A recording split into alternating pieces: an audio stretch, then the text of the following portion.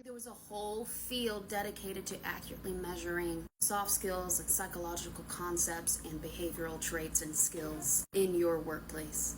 Wait, there is, but nobody knows we exist. Industrial organizational psychology, and I'm one of them. But I hadn't even heard of this field until I was an undergrad, and I was at an institution that was like the number 4 in the nation for it. The video this commenter is responding to, I talked about how there are 2 types of job performance, and in IO psychology graduate programs we are literally taught there's task performance, which is what is in your job description, and contextual performance, which is all the other things you're expected to do.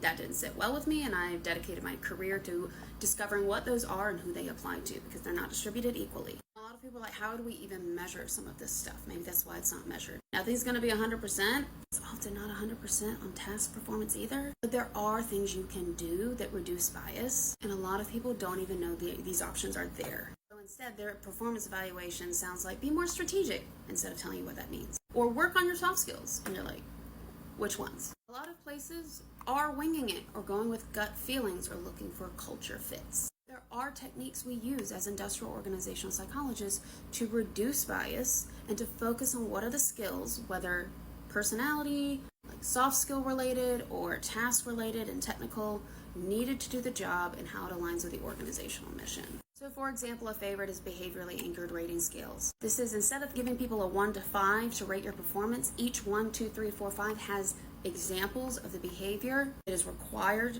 to get that rating, and it's decided before you are on the job. It's not in retaliation against a certain person. There's also the critical incident method, which can be used in performance evaluation and in training, of working with people on what are the critical incidents that show good performance, like what does really good performance look like, what does really bad performance look like, and what does performance look like. And to do all of these things, it's not that we're all-knowing gods who know everything about jobs. We usually go into organizations and work with the subject matter experts on that topic across levels, from people on the floor, middle, and what the executives think it is. And usually those 3 groups will tell you different things. We do things like narrow down what the job is, where you can find people, and how you would know you've hired people with those skills, how you can evaluate their performance, and what gaps you may need to fill in training, what is trainable and what needs to be available right at the beginning of the job. Some companies have an internal IO psychologist. Those that have use our services often hire an external consultant who comes in and then evaluates and designs the system and then leaves, so it doesn't have to be a long-term cost, but it does usually end up saving you a lot of money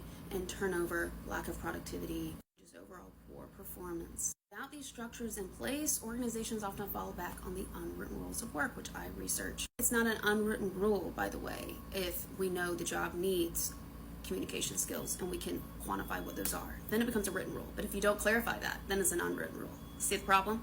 Executive presence becomes whatever your manager thinks it looks like. Being strategic becomes vague feedback that somebody doesn't like what you did and wants you to think further ahead, but they don't really know how to tell you. They're not really held accountable to telling you. These tools are in place to make things better and more transparent. I could talk about IO psychology all day. Understanding what good measurement looks like helps you become an advocate for better systems and better work. Every chapter of my book on the unwritten rules of work, I will provide recommendations based on my knowledge of this field for leaders, HR, and entry-level staff. A free chapter online if anyone wants to take a gander. It's linked in my bio. And if you want to learn more about it, you can go to my website where the book chapter is, and you can also book your free 20 minutes with me if you want to keep yakking about this.